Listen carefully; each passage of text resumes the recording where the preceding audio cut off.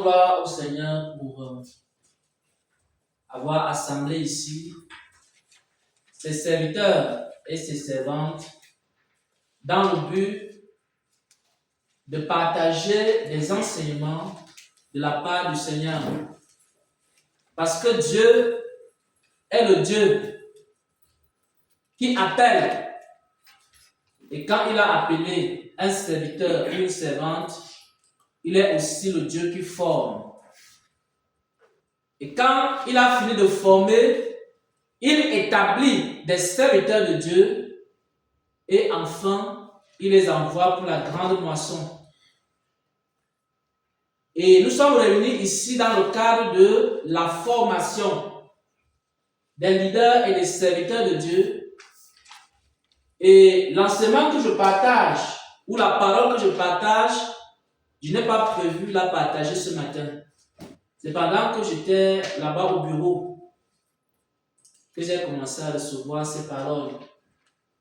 Donc, je n'ai pas vraiment fait un montage PowerPoint.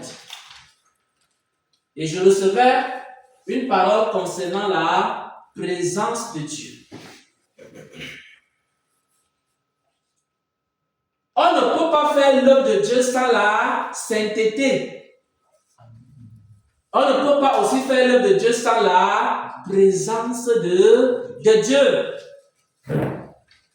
Dieu a besoin des saints serviteurs qui seront des vases d'honneur qu'il va utiliser pour sa gloire. Mais il faut que lui-même, le Seigneur Jésus-Christ, qui nous envoie accomplir son œuvre, il faut qu'il soit présent. S'il est absent, il y aura quoi? Le péché. S'il est absent, il y aura quoi? Les inquiétudes. S'il est absent, il y aura des convoitises charnelles. S'il est absent, le diable va entrer dans l'église. S'il est absent, il y aura des maladies. S'il est absent, il y aura des oppressions sataniques qui viendront dans la vie des chrétiens et dans la vie des chrétiennes. C'est pourquoi il est important que chaque leader, chaque pasteur, chaque apôtre, chaque prophète, chaque évangéliste, ou alors toute personne qui a été appelée au ministère ou dans l'œuvre de Dieu, il faut que la personne recherche constamment la présence de Dieu. Parce que c'est la présence de Dieu qui va faire en sorte qu'on puisse entendre la voix de Dieu. Parce que quand Dieu est présent, Dieu parle. Par exemple, Dieu est présent dans ce séminaire et Dieu parle dans ce séminaire pendant qu'on est en train de faire la formation des pasteurs, la formation des leaders. Le Saint-Esprit est en train de parler. Et lorsque Dieu est présent dans les messages, Dieu accomplit son œuvre à travers le message qu'il t'a donné. Nous allons lire donc quelques éléments en ce qui concerne la présence de Dieu. Comment est-ce que nous pouvons faire pour que la présence de Dieu soit dans l'église? Nous allons lire Matthieu 28, versets 18 à 20. Comment un pasteur peut faire pour que la présence de Dieu soit dans son assemblée, dans son église? Matthieu 28, à partir du verset 18 jusqu'au verset 20. Matthieu chapitre 28, à partir de 18 jusqu'à 20. Jésus s'étant approché, leur parla ainsi. Tout pouvoir m'a été donné dans le ciel et sur la terre. Allez, faites de toutes les nations des disciples, les baptisant au nom du Père, du Fils et du Saint-Esprit. Et enseignez-leur à observer tout ce que je vous ai prescrit. Et voici, je suis avec vous tous les jours jusqu'à la fin du monde. Amen. Amen. Amen. Dans ce passage des Saintes Écritures que j'aime souvent citer, le Seigneur Jésus-Christ est en train de donner l'un des secrets de la présence de Dieu. Il rassemble ses apôtres, ses disciples. Il a dit, allez faire de toutes les nations des disciples et ensuite baptisez-les. Après les avoir baptisés, enseignez-leur à observer ce que je vous ai prescrit. Il y a des prescriptions dans la Bible. Il y a des prescriptions dans les Saintes Écritures. Et lorsqu'on marche dans cette prescription-là, la présence de Dieu nous accompagne. Parce qu'à la fin, il dit quoi? Je suis avec vous. Je suis présent. Quand il dit je suis avec vous, je suis présent. Ça veut dire que vous avez accès à ma présence. Et c'est pourquoi, lorsqu'une église, lorsqu'une assemblée, lorsqu'un chrétien, lorsqu'un serviteur, lorsque quelqu'un décide de marcher dans les prescriptions du Seigneur, il y aura forcément, je vous le dis, en vérité, la présence de Dieu dans sa vie. Il n'y a personne qui peut marcher dans les prescriptions de Dieu, dans les instructions de Dieu, dans les ordonnances de Dieu, que ce soit les ordonnances qui sont dans la Bible, c'est-à-dire les paroles écrites, les ordonnances écrites, les instructions écrites. Il n'y a personne qui peut marcher selon les instructions écrites dans les Saintes Écritures. Et la personne n'expérimente pas la présence de Dieu dans sa vie. Et il n'y a personne qui peut obéir aux instructions du Seigneur, qui te révèle par son esprit, sans que la personne manifeste la présence de Dieu. J'ai quand même eu certaines expériences en ce qui concerne l'œuvre de Dieu. Et il y a une chose que j'ai remarquée.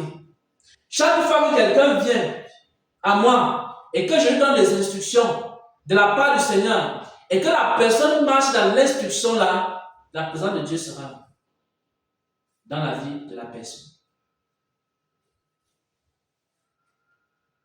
Alors, lorsque Dieu est donc présent, parce que nous avons vu comment on peut faire pour que la présence de Dieu soit dans nos vies. Je vais prendre un autre élément parce que c'est maintenant que cela me vient à l'esprit. Vous savez, la présence de Dieu aussi, elle peut être ou non dans la prière. N'avez-vous jamais remarqué que vous pouvez prier comme ça, vous ne sentez pas la présence de Dieu? Il n'y a aucune présence. Vous avez l'impression que votre prière est charnelle. La présence de Dieu peut être dans la prière à condition que vous preniez l'habitude de prier selon la volonté de Dieu. Parce que la parole de Dieu dit ceci: si nous prions selon sa volonté, nous savons qu'il nous écoute. C'est-à-dire quoi? Lorsque nous commençons à faire monter devant le trône de Dieu, devant son saint trône, des sujets de prière qui sont faits selon sa volonté, ses oreilles sont attentives à nos prières. Et comme ses oreilles sont attentives à nos prières, il est là, il est présent. Car nous sommes en train de prier. C'est pourquoi, si quelqu'un veut expérimenter la présence de Dieu, la présence de Dieu, ce n'est pas la longueur de la prière qui fait en sorte qu'il y aura la présence de Dieu. Amen. Vous pouvez faire une prière de 5 minutes, 10 minutes, 15 minutes. La présence de Dieu est là. Par rapport à quelqu'un qui va faire une prière de 2 heures de temps sans la présence de Dieu. Quand les deux personnes vont sortir, quelqu'un a passé 30 minutes à prier dans la présence de Dieu. Une autre personne, elle va faire 2 heures à réciter des litanies charnelles, des choses charnelles. Les deux sont là, de la prière. Vous n'avez jamais remarqué que la prière du publicain et du pharisien. Le publicain n'a pas longtemps prié, mais la présence de Dieu était là. Parce qu'il avait prié selon la volonté de Dieu. Amen. Et la volonté de Dieu était qu'il se repart. Le pharisien a multiplié les paroles. Mais il n'y avait aucune présence de Dieu dans sa prière. C'était pour glorifier quoi? La chair. Lorsque nous prions selon la volonté de Dieu, la présence de Dieu sera dans la prière. Maintenant, je suis en train de dire quoi? Pour les conducteurs de prière, si quelqu'un veut que la présence de Dieu soit dans la prière, il y a des personnes qui conduisent les prières. Dans les églises, il y a ce qu'on appelle les conducteurs de prière. Et quand vous conduisez la prière de l'église, rassurez-vous que les sujets de prière qui sont donnés, que ce soit les sujets de prière qui sont faits selon la volonté de Dieu. Et je vous dis la vérité, la présence de Dieu sera là. Si vous commencez à faire des faux sujets de prière, vous allez commencer à éloigner la présence de Dieu pendant les moments de prière.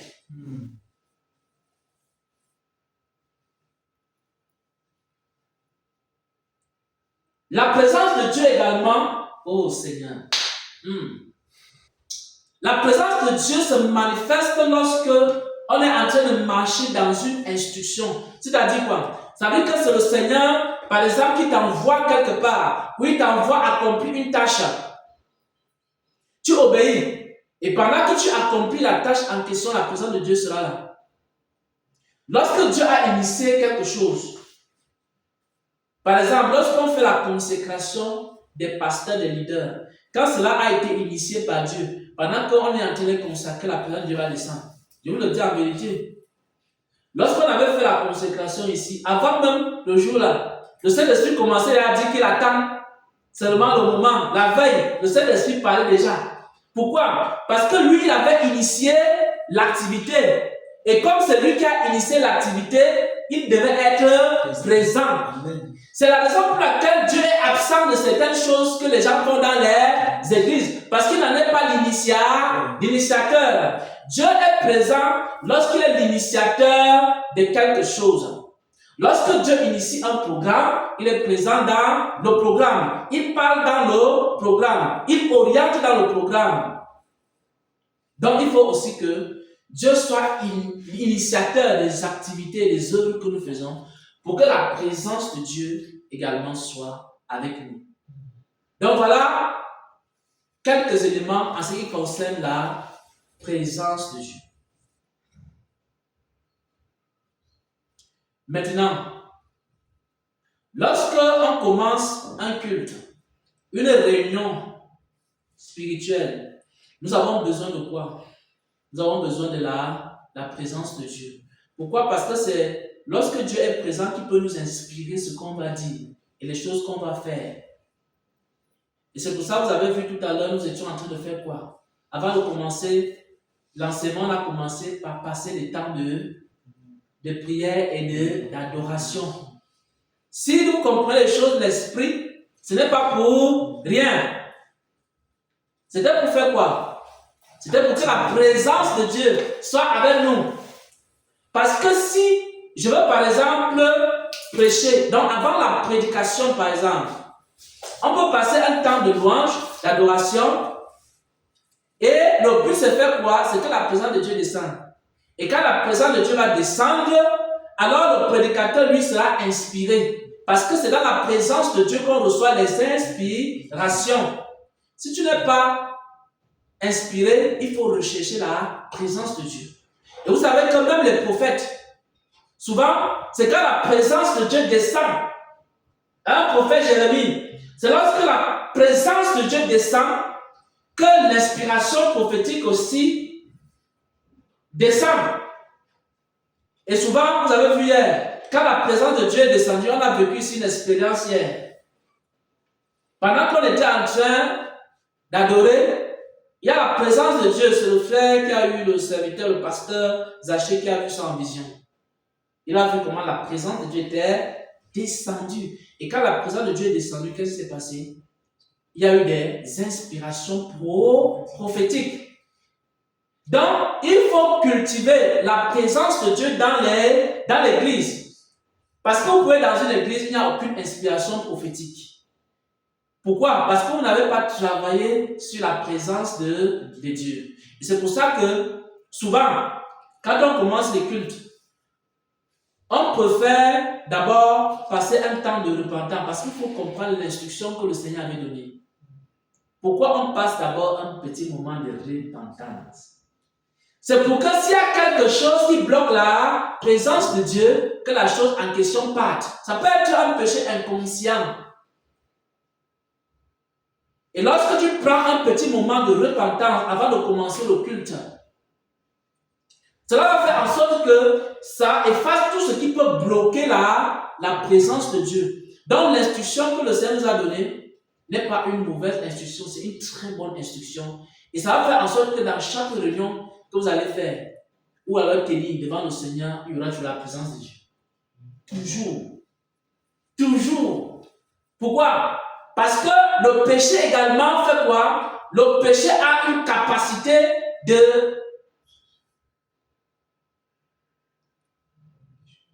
de faire sortir l'homme de la présence de Dieu. Regardez un peu dans le jardin d'Éden. Adam et Ève étaient où? Dans la présence de Dieu. Mais lorsqu'ils ont désobéi, mais lorsqu'ils ont péché, ils étaient maintenant loin de la présence de Dieu. Au point où ils étaient cachés, ils se cachaient même de la présence de Dieu. Ils fuyaient la présence de Dieu. C'est comme s'ils étaient déconnectés même de Dieu. Et c'est pour ça que lorsqu'on commence un temps avec des prières, avec des prières de supplication, des prières de restauration, des prières de repentance, c'est dans le but d'attirer quoi? La présence de Dieu. Ce sont les clés que le Seigneur nous a données sur la présence de Dieu. Une autre clé sur la présence de Dieu, c'est lorsqu'on prend le temps d'adoration aussi. Parce que lorsqu'on adore le Seigneur en esprit et en vérité, parce que le Seigneur recherche quoi? Des adorateurs qui peuvent l'adorer en esprit et en vérité. Une fois que l'adorateur s'est sanctifié, une fois que l'adorateur a confessé, une fois que l'adorateur s'est connecté au trône de la grâce, maintenant, il adore en esprit et en vérité. Pendant qu'il adore en esprit et en vérité, la présence de Dieu descend dans la salle. Oh mon Dieu, mon roi, mon âme est dans la joie parce que je sais qu'il y a ici dans cette salle des pasteurs qui vont manifester la présence de Dieu. Partout ils vont partir. Mon âme est dans la joie, mon âme est dans l'allégresse parce que je sais que dans cette salle il y a des évangélistes qui vont sortir dans les rues, ils vont manifester la présence de Dieu. La présence de Dieu sera tellement forte dans nos vies, elle sera tellement forte dans les ministères, elle sera tellement forte dans les églises. Oh, ne négligez pas cet enseignement. Ce qui va faire la différence, mes frères et sœurs, qui va faire en sorte que quelqu'un ait envie de revenir dans votre église. Oh, c'est quoi? La présence de Dieu. Alléluia. Quand il va venir dans l'église, peut-être il était fatigué, peut-être il était épuisé, peut-être il était malade, peut-être il avait des pensées, des mauvaises pensées, peut-être il était découragé. Il vient la première fois à l'église. La présence de Dieu lui apporte quoi? La présence de Dieu lui apporte la consolation. La présence de Dieu lui apporte la liberté. La présence de Dieu lui apporte la paix, la joie. Et quand la paix, la joie est dans son cœur, oh, il dit, il faut que dimanche prochain, je pars encore là-bas dans l'église du pasteur Zaché. Il faut que dimanche prochain, je pars encore dans l'église du serviteur Elia. Il faut que dimanche prochain, je pars encore dans l'église du serviteur du pasteur Amosa. À cause de quoi? La présence de Dieu. Je vous dis quelque chose. J'allais souvent dans une église. Quand j'étais à Yaoundé, j'étais jeune converti. Souvent, en semaine, on était tellement pris par le travail. Et quand on arrivait vendredi, samedi, spirituellement, j'étais épuisé. C'était comme une pile plate. J'essayais même de prier seul à la maison, ça ne marchait pas. Et j'attendais un jour. J'attendais le dimanche. Je ne ratais jamais le culte. Je partais dimanche à l'église. Vous savez pourquoi? Pour charger les piles. Oh, c'était à cause de la présence de Dieu. Parce que la présence de Dieu me donnait encore de la force, de l'énergie. Et quand je sortais le dimanche là, s'il y avait les mauvais désirs, les mauvaises pensées, quand je rentrais de là, je sentais comment il y avait la vie en moi, frère. À cause de la présence de Dieu. Parce que dans cette église-là, il y avait quoi? La présence de Dieu. Donc, ce qui va faire la différence dans les ministères, dans les églises, ce sera la présence de Dieu. Et les gens vont vous dire, ah, vraiment, je suis venu là-bas à l'église, je suis rentré étant, j'étais découragé, je suis rentré avec la force. Vous savez, dans la présence de Dieu, il y a beaucoup de choses que Dieu opère. Je vous dis la vérité. Vous pouvez passer 1 heure, 30 minutes dans la présence de Dieu comme ça. Il y a des gens que parfois même des mal de tête ils enlèvent dans la présence de Dieu. Parfois même des inspirations ils donnent. Parfois ils changent même le cœur. Je vous dis la vérité, quelqu'un peut venir, il a un cœur triste. Quand il sort de là, il est joyeux. Vous n'avez jamais remarqué. Tu peux venir dans une église. Vous voyez, les gens sont tristes. Mais quand il a passé un temps, même avec les soucis, tu oublies même tes soucis. Tu ne te rappelles même plus. Vous n'avez jamais vu ça. Il y a même certains malades qui sont guéris comme ça. Il vient avec la canne. La loi de l'adoration, c'est tellement vivant. Il se retrouve en train de chanter de louer. Il oublie même qu'il avait la canne. Et puis, c'est comme ça qu'il est complètement guéri. Je vous dis la vérité. Quand l'esprit le pousse à louer, à adorer, après on se voit que l'handicapé est déjà en train de chanter. C'est après que quand c'est fini qu'il se rappelle que, hey, il y a ma canne quelque part, mais il est trop tard, il a marché, il a couru même dans la salle. Il se rend compte qu'il est guéri. Donc, ce sont les bienfaits et les merveilles de la présence de Dieu. Voilà. Ce que nous avons fait ce matin, vous allez le reproduire dans les églises. Recherchez la présence de Dieu dans les réunions. Vous savez, quand vous me voyez souvent, vous allez remarquer que souvent vous rencontrez le serviteur Xavier parle normalement. Mais dès qu'il se place sur le pupitre, c'est quelqu'un d'autre. Pourquoi? Parce que quelque part, avant de me placer devant le pupitre, j'ai d'abord travaillé dans la louange, dans l'adoration. Même si je suis venu à l'église étant fatigué, épuisé, je vais prendre un temps dans la présence de Dieu. Je vais d'abord louer, je vais d'abord adorer, je vais d'abord célébrer. À ce moment-là, Dieu transforme, il change ma nature, il dépose des choses en moi. Et à ce moment-là, la présence de Dieu étant avec moi, là ce n'est plus le serviteur Xavier, maintenant c'est l'homme de Dieu Abraham. Là maintenant, pourquoi? Parce que la présence de Dieu te revêt de ta nature prophétique, ta nature de docteur, ta nature d'évangéliste. C'est là où tu te revêts de cette nature-là. Tu n'es plus un simple.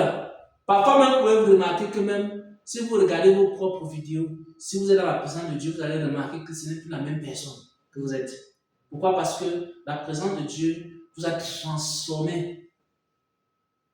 Voilà ce que la présence de Dieu peut faire. Et nous allons nous arrêter là en ce qui concerne l'enseignement sur la présence de Dieu.